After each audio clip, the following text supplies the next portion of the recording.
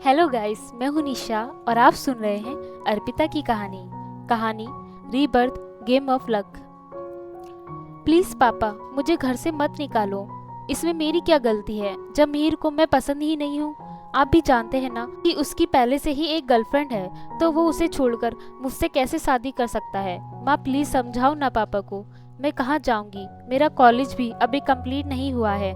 ऐसे में बिना क्वालिफिकेशन के कौन मुझे जॉब देगा।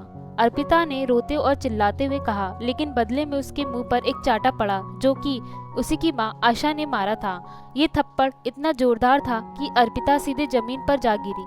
आशा ने गुस्से से कहा, एक तो जो काम तुम्हें सौंपा गया था वो तुमसे नहीं हुआ और ऊपर से तुम अब हमें बता रही हो कि हमें क्या करना चाहिए। तुम हम पर सिर्फ एक बोझ हो। अगर उस दिन तुम्हारी दादी ने हमें रोका नहीं होता तो तुम्हें हम पैदा होते ही मार डालते, लेकिन वो बुढ़िया बीच में आ गई। खुद तो मर गई लेकिन इस आफत को हमारे गले डालकर चली गई। अर्पिता के पापा संजय ने कहा, हमने तुम्हें पाल पोस कर बड़ा किया, तुम्हें पढ़ा रहे हैं, लेकिन तुमने हमें कैसे पे बैक किया। तुमसे कहा था कि मिहिर को अपने जाल में फंसाओ, उसे रिझाओ, खुद से शादी करने के लिए मनाओ। उसकी फैमिली हमारे लिए बहुत फायदेमंद साबित हो सकती है, लेकिन तुमसे ये भी नहीं हुआ। जानती हो इस रिश्ते से हमारे बिजनेस में कितना फायदा हो सकता था। क्या फायदा इस सुंदर चेहरे का जब ये किसी काम का है ही नहीं। तुम्हें मर जाना चाहिए। निकल जाओ मेरे घर से, दोबारा अपनी शक्ल हमें मत दिखाना। जिन माँ बाप के कारण अर्पिता इस दुनिया में आई थी, उनके मुंह से ये शब्द सुनकर वो टूट सी गई थी। बचपन से लेकर आज तक उसे अपने पेरेंट्स का प्यार नसीब नहीं हुआ। परिवार क्या होता है ये बात वो नहीं जानती थी। इस घर में उसे बस उसकी दादी ही प्यार करती थी, लेकिन कुछ साल पहले वो भी गुजर गई थी। अब बस फैमिली के नाम पर उसके पास उसके पापा संजय मिश्रा, माँ आशा, दो बड़े भाई शिवम अतुल और एक जुड़ा भाई अर्पित था। पर इनमें से कोई भी इंसान ऐसा नहीं था जो अर्पिता को एक इंसान की तरह ट्रीट करता था। बस वो उनके लिए एक सर्वेंट ही थी जो 24 घंटे उनकी सेवा में हाजिर होनी चाहिए थी। चाहे रात हो या दिन, शाम हो या दोपहर, वो बीमार हो या मर रही हो, किसी को कोई फर्क नहीं पड़ता। और गलती क्या थी अर्पिता की? बस की वो एक लड़की थी। उसके पैदा होने के बाद उसके पापा के बिजनेस में प्रॉब्लम होने लगी। दादाजी की डेथ हो गई, लेकिन उसके साथ अर्पित भी तो पैदा हुआ था, तो उसे ही सिर्फ एक बैड लक क्यों माना गया। अर्पिता ने अपने तीनों भाइयों की ओर उम्मीद भरी निगाहों से देखा कि वो उसकी कुछ मदद करे, लेकिन उन्होंने अपना मुंह फेर लिया। इस समय यहाँ ऐसा कोई नहीं था जो अर्पिता के लिए स्टैंड लेने वाला था। अर्पिता को अर्पित से थोड़ी उम्मीद थी कि शायद वो उसका सपोर्ट करेगा, क्योंकि अर्पित अर्पिता का जुड़वा भाई था। पर अर्पित ने अर्पिता की ओर देखा तक नहीं। संजय ने चिल्लाकर कहा, अब खड़ी क्या हो, निकलो यहाँ से और दोबारा कभी अपनी शक्ल मत दिखाना। मैं तुम पर अब और पैसा बर्बाद नहीं कर सकता जब मुझे उसका कोई फायदा ही नहीं मिलने वाला। मुझे फर्क नहीं पड़ता कि तुम अपना गुजारा कैसे करोगी, तुम मर भी जाओगी तो भी मुझे इससे कोई मतलब नहीं। Just get loss. हम कभी तुम्हारे माँ बाप थे, ये बात अपने दिमाग से निकाल ही दो और चली जाओ यहाँ से। अर्पिता अपनी जगह से नहीं हिली, लेकिन उसकी माँ ने उसका हाथ पकड़कर उसे घर से बाहर के लिए धक्का दिया और उसके मुंह पर ही दरवाजा बंद कर दिया। अर्पिता का रोना छूट गया। उसने दरवाजा खटखटाया, लेकिन किसी ने उस पर ध्यान नहीं दिया। अर्पिता काफी देर तक चीखती चिल्लाती रही, मगर हर किसी ने उसे बस इग्नोर ही किया। थक हार कर अर्पिता वहां से चल पड़ी। उसके दिमाग में बस यही चल रहा था कि वो कहाँ जाएगी, कौन इतनी रात को उसे अपने घर में रहने देगा। उसके जो दोस्त थे वो आगे की पढ़ाई के लिए विदेश जा चुके थे। अर्पिता को भी स्कॉलरशिप मिली थी और उसके फ्रेंड ने उसे साथ चलने को कहा था, पर अर्पिता ने मना कर दिया क्योंकि वो अपनी फैमिली के साथ ही रहना चाहती थी। लेकिन यहीं पर उसने गलती की थी। उसकी एक गलती ने उसे यहाँ लाकर खड़ा कर दिया जहाँ उसका कोई नहीं था। आज अर्पिता का बर्थडे था। उसे 21 साल पूरे हो चुके थे, लेकिन इस दिन वो बेघर और अनाथ हो जाएगी, ये अर्पिता ने कभी सोचा भी नहीं था। इस समय अर्पिता बस चलती ही जा रही थी और उसकी कोई मंजिल नहीं थी। जिस ओर उसके कदम बढ़ रहे थे वो बस चलती ही जा रही थी। चलते हुए वो एक जंगल में पहुंची और सामने ही एक पहाड़ी थी। अर्पिता एक ऊंची सी जगह पर जाकर बैठ गई जहां एक झरना बह रहा था। वो वहां से इधर उधर के नज़ारे देख रही थी। पहाड़ी के नीचे की ओर एक घना जंगल ही था। उसके आगे क्या था वो दिख नहीं रहा था। अर्पिता झुककर नीचे की ओर देख ही रही थी कि उसे किसी जंगली जानवर की एक तेज आवाज आई और घबराहट में उसका पाँव फिसल गया। उसके मुंह से एक चीख निकल गई और वो समझ गई कि ये उसका आखिरी समय है। उसने हंसकर अपनी मौत को एक्सेप्ट कर लिया, क्योंकि शायद यही उसके पास एक लास्ट ऑप्शन था। अर्पिता गिरते हुए उस घने जंगल में जा पहुंची। उसे अब कोई होश नहीं था और वो बेहोश हो गई थी। अर्पिता खून से लथपथ नीचे आ गिरी और बेहोशी में भी उसके मुंह से एक चीख निकली।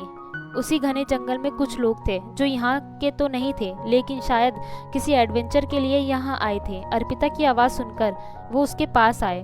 उसके सामने एक लड़का और एक लड़की खड़े थे। उसे देखते ही दो अलग आवाज़ें आई, वनिका, भाभी। उनकी आवाज़ सुनकर कुछ और लोग भी पास आ गए और बस यहीं से शुरू होने वाला था भाग्य का असली खेल। पर कौन थे ये लोग और अर्पिता को वनिका कहकर क्यों बुलाया गया? क्या अर्पिता का इनसे किसी तरह का कोई रिश्ता था या फिर ये एक गलतफहमी थी? अर्पिता के सामने एक लड़का और एक लड़की खड़े थे। उनकी आवाज़ सुनकर वहां पर कुछ और लोग भी आ गए। एक लेडी ने अर्पिता के सामने खड़ी लड़की से पूछा, क्या हुआ भव्या? कौन है ये लड़की और तुमने इसे वनिका क्यों कहा? भव्या ने जवाब दिया, देखो माँ, ये भाभी ही हैं। इनकी हालत ठीक नहीं है, इन्हें हॉस्पिटल ले चलते हैं। नहीं, ये वनिका नहीं हो सकती, वो तो मर चुकी है ना। का चेहरा भी हमें साफ तरीके से नहीं दिख रहा है, तो तुम इसे वनिका कैसे कह सकते हो? उस लेडी ने अपनी साड़ी के पल्लू से अर्पिता का चेहरा साफ किया और गौर से उसका चेहरा देखा। अर्पिता का चेहरा देखते ही वो लेडी अपनी जगह पर जम गई। तभी कोई पीछे से आया और उन्होंने उस लेडी के कंधे पर हाथ रखते हुए कहा, ये वनिका नहीं तो क्या हुआ पूजा जी? एक लड़की मुसीबत में है और हमें उसकी मदद करनी है। बस इतना समझ लीजिए, हमें समय रहते इस लड़की को बचा लेना चाहिए। हम वनिका को तो नहीं बचा पाए, लेकिन कम से कम इसी लड़की को बचा ले तो शायद हमारा गिल्ट थोड़ा कम हो सकता है। पूजा ने कहा, आप सही कह रहे हैं। प्रकाश जी, संकेत बेटा, बिना किसी देरी के इस लड़की को लेकर हॉस्पिटल चलो, क्योंकि हमारे पास ज़्यादा समय नहीं है। संकेत यानी वो लड़का जो सबसे पहले अर्पिता के पास आया था, वो अभी तक कहीं खोया हुआ था। उसकी आंखें नम थी, मगर पूजा की बात सुनकर उसे थोड़ा होश आया। उसने अर्पिता को अपनी बाहों में उठाया और सड़क की ओर भागा। यहीं पर दो लोग और खड़े थे जो शायद अपने होश लगभग खो ही चुके थे। पूजा ने उनके करीब आते हुए कहा, खुद को संभालिए आप दोनों, ये इमोशनल होने का समय नहीं है। इस समय हमें हॉस्पिटल चलना चाहिए, लेट्स गो। वो लेडी जो अभी तक भूत बनकर खड़ी थी, उन्होंने रोते हुए कहा, मेरी बेटी, वो मेरी बेटी है ना? पूजा, कैसी बात कर रही हो सुजाता? वनिका ने तुम्हारी ही बाहों में दम तोड़ा था, ये कोई और लड़की है। आई रियली विश कि वो वनिका होती, लेकिन हर चीज हमारी इच्छा पर ही निर्भर नहीं करती। खैर छोड़ो ये सब, चलो हॉस्पिटल चलते हैं। पूजा ने सुजाता के बगल में खड़े आदमी से कहा, अपने आप को संभालिए अमर भाई साहब, इस समय उस लड़की को हमारी जरूरत है। हमें समय बर्बाद नहीं करना चाहिए, चलिए जल्दी हॉस्पिटल चलिए। अमर और सुजाता ने एक दूसरे को देखकर हाँ में सिर हिलाया और फिर सब लोग भागते हुए उस ओर गए जहाँ संकेत अर्पिता को लेकर गया था। संकेत जब तक अर्पिता को लेकर कार के पास पहुंचा, बाकी लोग भी वहां पहुंच चुके थे। संकेत ड्राइव करने वाला था। भव्या अर्पिता को लेकर बैक सीट पर बैठ गई और आगे पैसेंजर सीट पर पूजा बैठ गई। बाकी के 3 लोग दूसरी कार में आ रहे थे। भव्या ने मन ही मन में कहा, हे भगवान, ये किसी भी तरह बच जाए।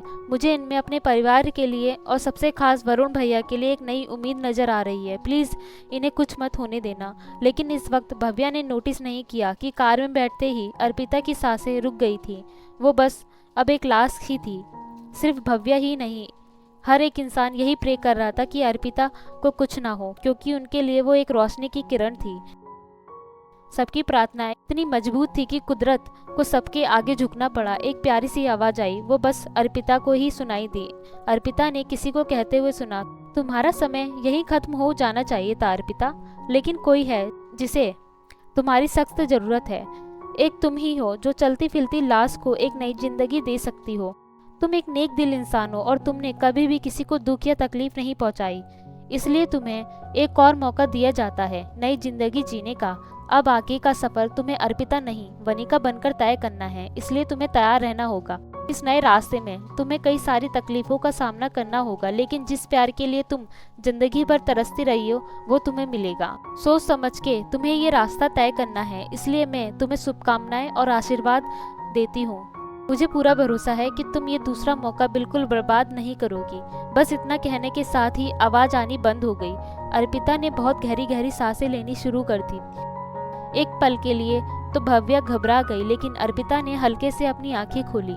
भव्या ने संकेत से कहा, प्लीज थोड़ा जल्दी ड्राइव करो संकेत, आई थिंक हम इन्हें बचा लेंगे। संकेत ने एक नज़र अर्पिता को देखा और फिर कार की स्पीड तेज कर दी।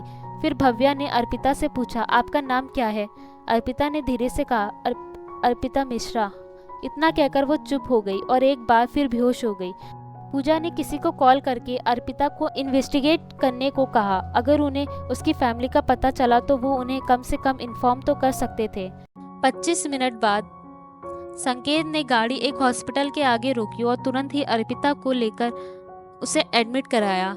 काफी घंटों के बाद डॉक्टर ऑपरेशन थिएटर से बाहर आए और उन्होंने कहा, अंदर जो पेशेंट है उनकी हालत काफी नाजुक है। हमने अपनी ओर से पूरी कोशिश की है, अब उन्हें होश आएगा या नहीं ये कहना थोड़ा मुश्किल ही है। आप लोग हिम्मत रखिए। डॉक्टर के शब्दों ने हर किसी के दिल में हलचल पैदा कर दी थी। सब यही प्रार्थना कर रहे थे कि अर्पिता को जल्दी से जल्दी होश आ जाए। क्या ये प्रार्थनाएं रंग लाएंगी? अर्पिता को होश कब आएगा? कैसी होगी उसकी नई जिंदगी? डॉक्टर के चले जाने के बाद सब लोग बड़े परेशान से नजर आ रहे थे। भव्या ने पूजा से कहा, अब क्या होगा माँ? मुझे अर्पिता में कहीं ना कहीं एक उम्मीद नजर आ रही थी कि भाई पहले जैसी जिंदगी जी सकेंगे, लेकिन उनके लिए अर्पिता का भी ठीक होना बहुत जरूरी था ना। क्या आपको लगता है कि वनिका को होश आएगा? पूजा ने कहा, अब हम सिर्फ भगवान से ही प्रार्थना कर सकते हैं कि वो इस बच्ची को जल्द से जल्द ठीक कर दे। बाकी वरुण के बारे में हम तब सोचेंगे जब इस लड़की के बारे में कुछ जान सकेंगे। मुझे तो समझ नहीं आया कि रात के समय अर्पिता उस घने जंगल की ऊंचाई पर अकेले बैठकर क्या कर रही थी। वनिका को भी हमने यहीं पर खोया था और उस जंगल में कई सारे खतरनाक जंगली जानवर भी रहते हैं। क्या इस लड़की को इन जानवरों का डर नहीं रहा होगा? वो अकेले अकेले इतने घने जंगल में कैसे आ गई? संकेत ने कहा, मैं भी वही समझने की कोशिश कर रहा हूँ। एक और बात यह है कि अभी पुलिस से मेरी बात हुई है। इस शहर में किसी भी पुलिस स्टेशन में अर्पिता मिश्रा के गायब होने की एफआईआर नहीं लिखवाई गई है। इसमें क्या समझे आप लोग? क्या इसके घर वाले या दोस्त सुबह तक का इंतजार कर रहे हैं या फिर उसका कोई अपना ही नहीं है? पूजा ने कहा, पता नहीं, देखते हैं।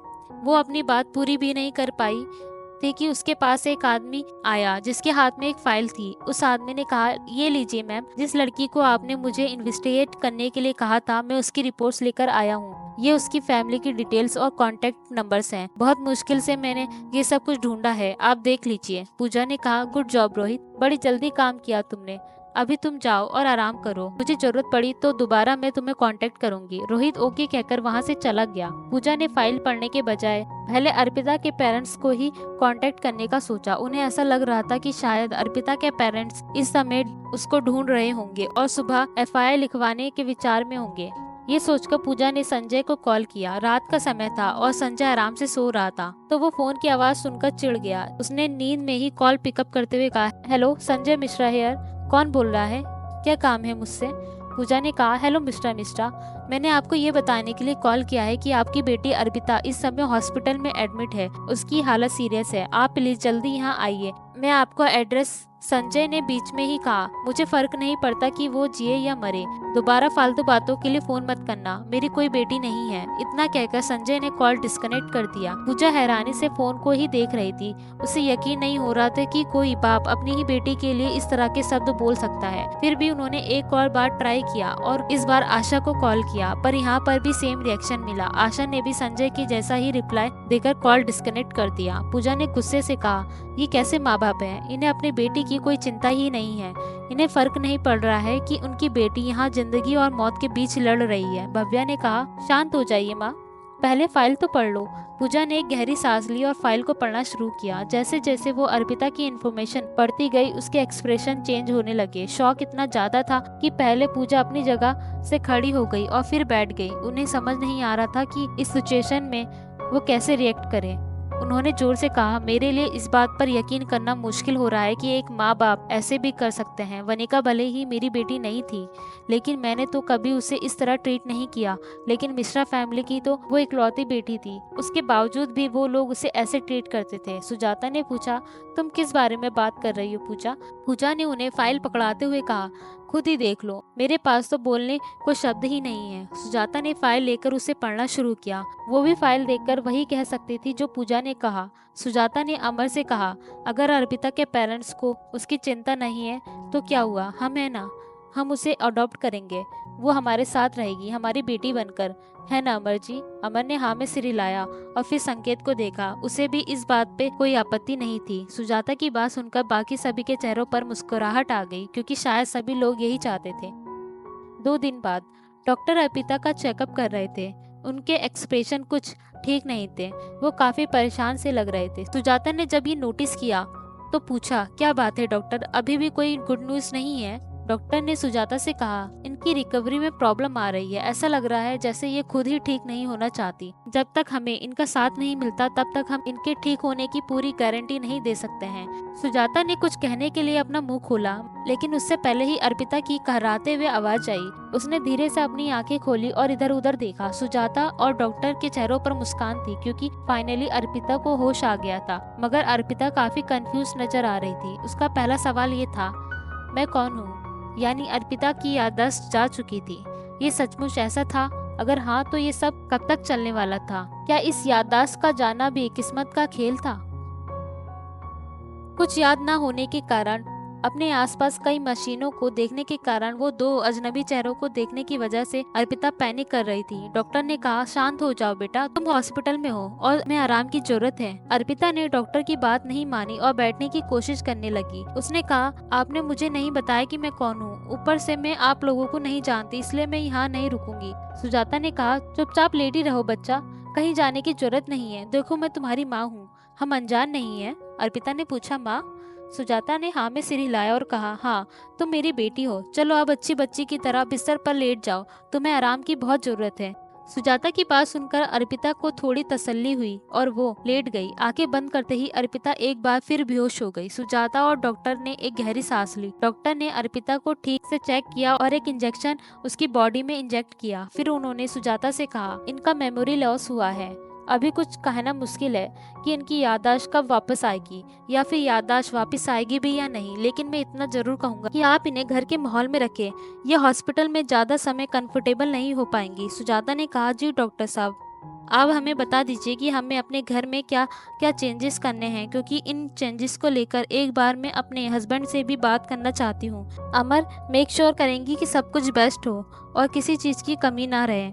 डॉक्टर ने सिर हिलाते हुए कहा, जरूर, मैं भी अपनी टीम से इस बारे में डिस्कस कर लेता हूँ। फिर मैं आपको और आपके हस्बैंड को सब कुछ समझा दूंगा।